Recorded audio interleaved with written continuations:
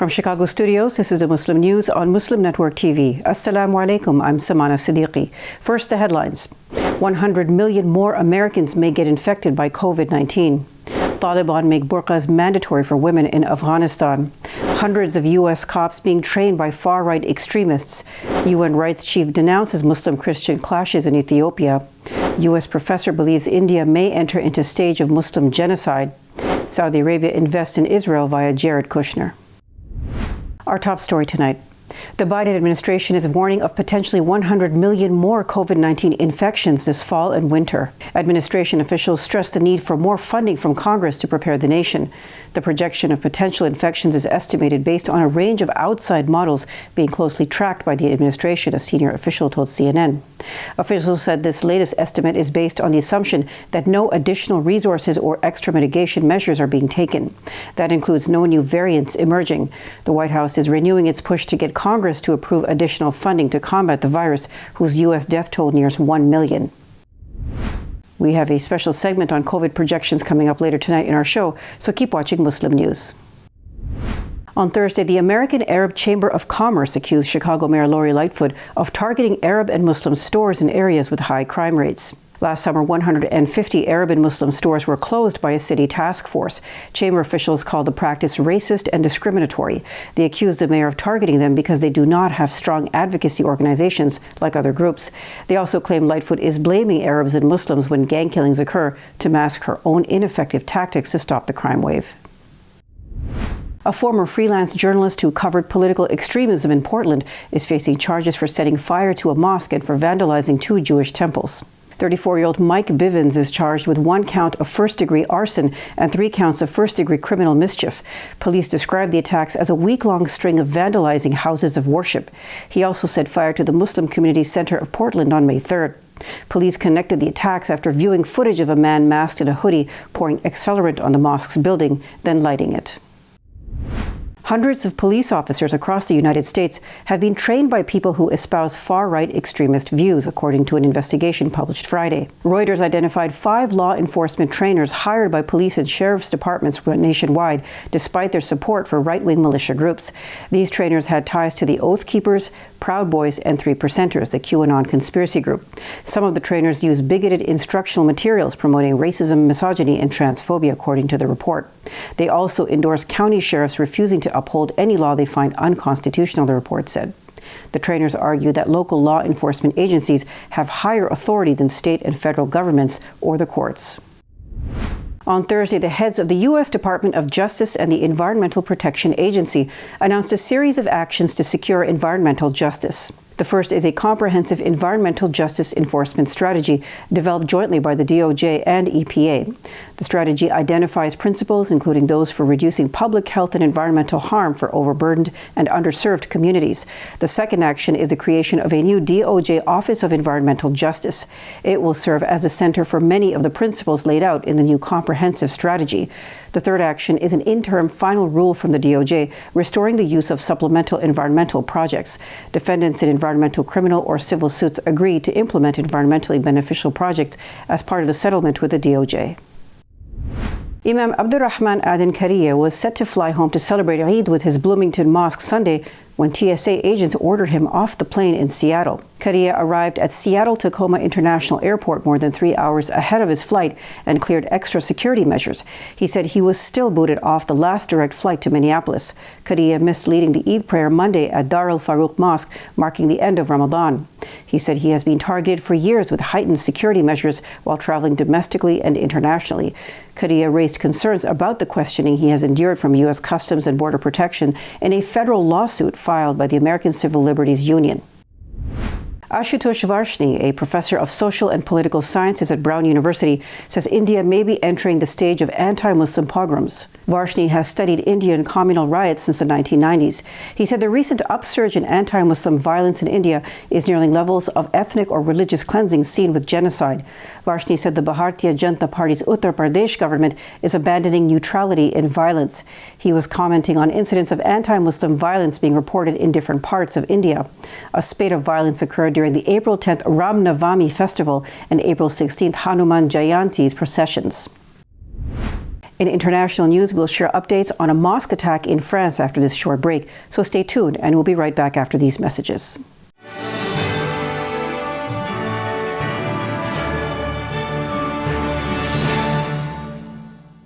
If I could be you, and you could be me for just 1 hour. If we could find a way to get inside each other's minds. Walk a mile in my shoes. Walk a mile in my shoes. Well, before you abuse, criticize, and accuse. Walk a mile in my shoes. Despite the development of a COVID-19 vaccine, millions around the world will not have access. We need a vaccine that's free and available to everyone, everywhere. It's time for a people's vaccine. Billboards are popping up all over the country with an... Our neighbors don't realize that Muslims are absolutely opposed to ISIS. Salam. My name is Abdul Malik Mujahid. I'm an imam in Chicago. 16 shots! No me! No justice! No me! So how do we bring up the energy which can really have an impact on the world? You need to build bridges of understanding among people, and we need to have America moving forward. That lesson learned brought the strength of humanity to America, which is the diversity. Mujahid Talks, only on Muslim Network TV. Faithfully connected.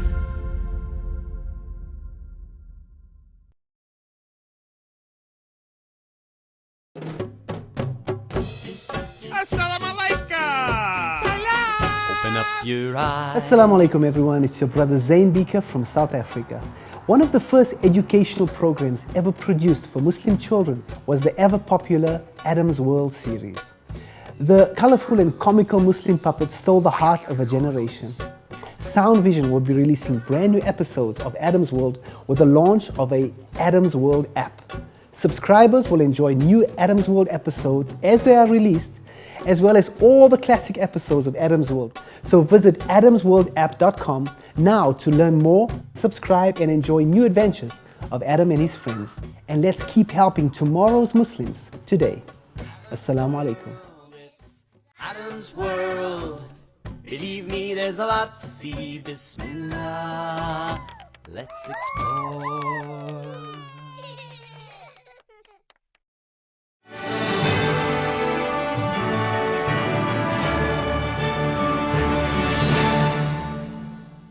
On Thursday, a mosque in France's northeastern province of Metz was attacked. It was damaged in a fire that broke out after unknown persons threw 3 Molotov cocktails at the walls.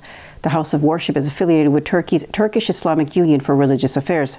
Ali Durak, president of the Mosque Association, told Anadolu Agency the building was saved from being completely burned down in the nick of time. He said the attack was unexpected and the first time the mosque had been targeted. The Coordination Committee of Turkish Muslim Associations said anti-Muslim, racist and xenophobic incidents are on the rise in France. On Saturday, the Taliban made burqas mandatory for all Afghan women, barring them from leaving their homes without wearing the garment. The controversial measure harkens back to when the regime previously ruled Afghanistan from 1995 to 2001. The Interim Ministry for the Propagation of Virtue and the Prevention of Vice issued a draft law approved by a decree signed by the Taliban supreme leader. Under the decree, any garment covering a woman's body is acceptable, provided it is not too tight or thin, revealing her form, ministry spokesman Akif Muhajir said. He said the law is binding on all women and grown-up girls. On Saturday, the United Nations Human Rights Chief expressed distress over recent violent clashes between Muslims and Orthodox Christians in Ethiopia. At least 30 people were reportedly killed and more than 100 others were injured. UN High Commissioner for Human Rights Michelle Bachelet called on Ethiopian authorities to conduct thorough, independent and transparent investigations. Bachelet said interreligious clashes were reported first in Gondar, a city in the northern Amhara region, on April 26th. They were reportedly connected with a land dispute and quickly spread to towns and cities in other regions, as well as the capital, Addis Ababa. 2 mosques were burnt and another 2 partially destroyed in Gondar, she said. In apparent retaliatory attacks, 2 Orthodox Christian men were burned to death and another man was hacked to death, she said. Saudi Arabia's sovereign wealth fund has committed $2 billion to Jared Kushner's affinity partners, the Wall Street Journal reports. For the first time, the kingdom has agreed to allow investment in Israeli firms. Saudi Arabia will pour millions of dollars into Israeli startups and has selected the first 2 Israeli companies to invest in, the Journal reported. The investments will be made through a new private equity fund set up by Jared Kushner, son-in-law of former U.S. President Donald Trump. Kushner served as the former special U.S. envoy to the Middle East for the Trump administration. Affinity Partners has raised more than $3 billion, including the $2 billion commitment from Saudi Arabia, per the report. President Recep Tayyip Erdogan on Monday pledged that Turkey would not drive Syrian refugees back to their home country, despite pressure from opposition parties. Turkey is today home to more than 3.6 million Syrian refugees who fled after civil war broke out in 2011 in its southern neighbor. Last week, the main opposition CHP leader Kemal Kılıçdaroğlu said his party would return Syrian refugees to their homeland within 2 years if he came to power. We will protect up to the end these brothers who fled the war and took refuge in our country, no matter what the CHP leader claims, Erdogan said in a televised address. Our door is wide open to them. We will continue to host them. We will not throw them into the lap of murderers. Erdogan is facing rising public anger over the refugees and is wary of the issue dominating next year's presidential elections. Turkey has welcomed nearly 5 million refugees in total, including Syrians and Afghans, but their presence has caused tensions with locals, especially as the country is in economic turmoil with the weakening lira and soaring energy and food prices. Coming up next after the break is our in-depth analysis segment, so stay tuned, and we'll be right back after these messages.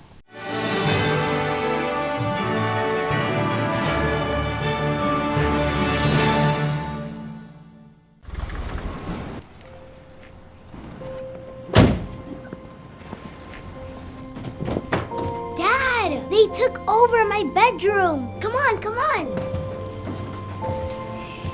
Okay, Dad. 1, 2, 3. Dad!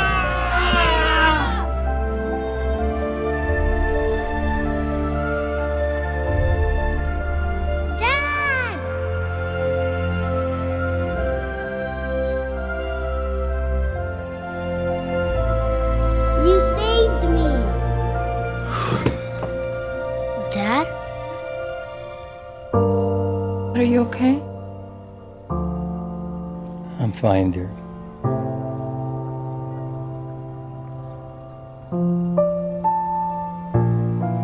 Your hero needs you now, and AARP is here to help.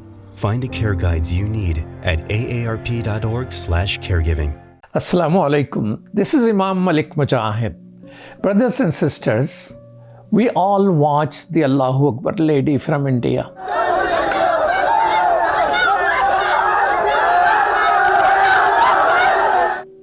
She's amazing, isn't she? She's neither compromising her hijab nor her education. She's standing tall. We must stand with her. May Allah subhanahu wa ta'ala protect her. But it is not just hijab, brothers and sisters. Indian Muslims are facing genocide. Genocide that we face in India is not a new phenomenon. India has had several genocides. They are attacked every day. Even the Indian government admits there has been more than 1,800 organized attacks on Muslims, but they call it riot. 660 people are hanged to death in India, lynched in broad daylight, sometimes just because they were accused of eating beef. Yes, accusation of eating beef can kill a human being in India. We cannot remain silent, can we? Alhamdulillah, OIC has spoken, that is good, but why in the world United Nations is silent? The UN has a responsibility to protect. It has a duty to prevent genocide. Sisters and brothers, we must stand with Indian Muslims and other minorities. We are free, they are not. We are not attacked, they are under attack day and night. Let's do our job. I have signed this UN petition. I ask you to sign it now. Thank you so much.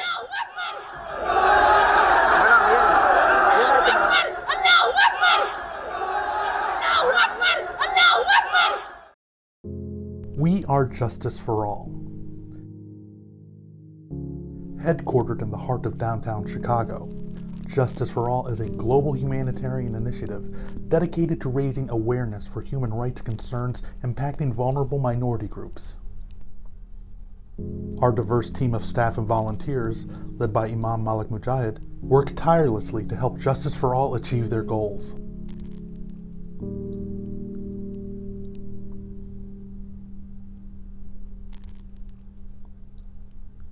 We promote policies that protect religious freedom, address the root causes of mass displacement, and recognize the plight of refugees and forced migrants. Together, we can continue to stand up for justice. Justice for all.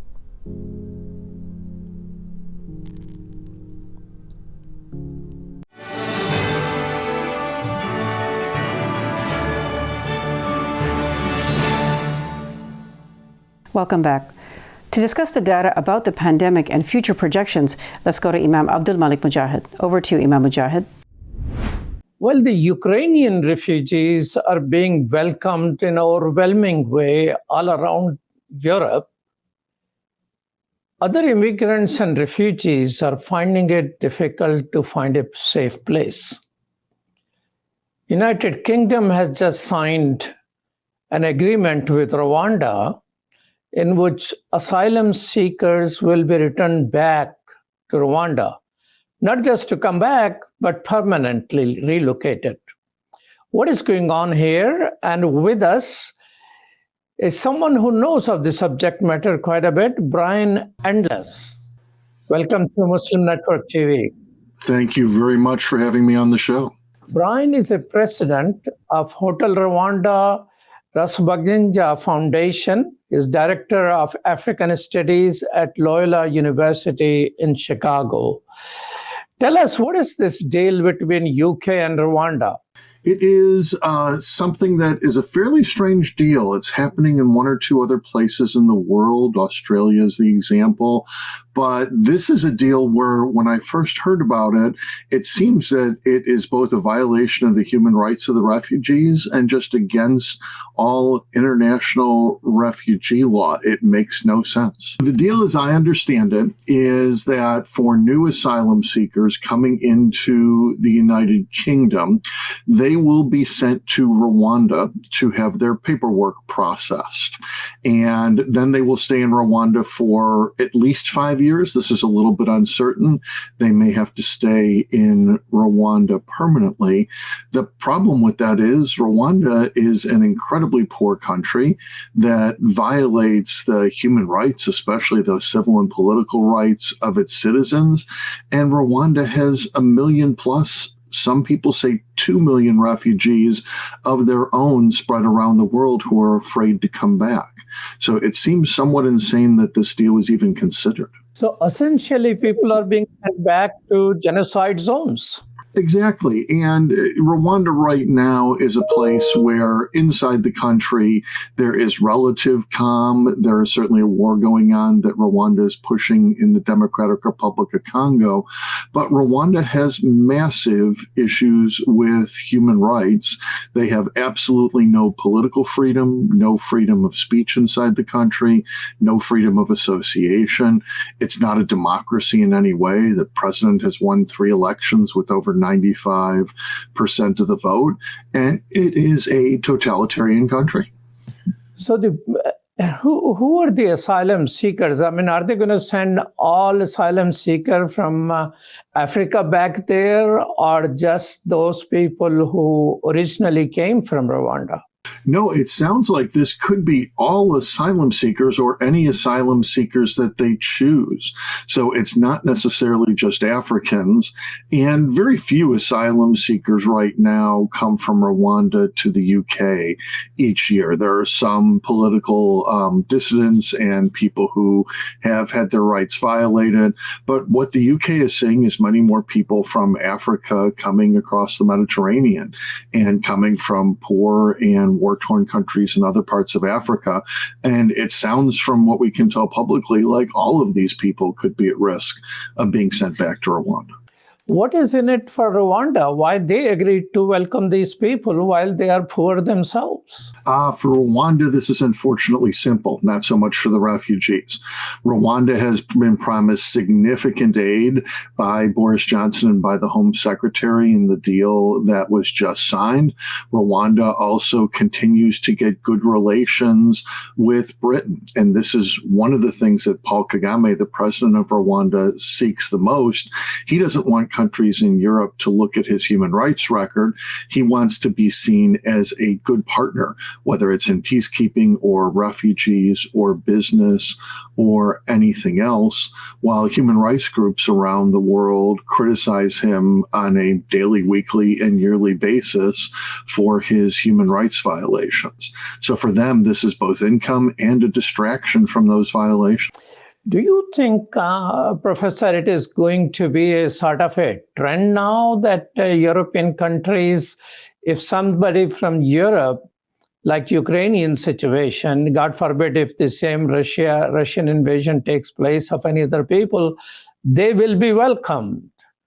But when it comes to other asylum seeker, you better be placed somewhere far away. Unfortunately, I think you're hitting a very important point here. I think there are some elements of bigotry in this policy. I doubt they are going to send white Europeans to an African country, Ukrainians or others who might be refugees.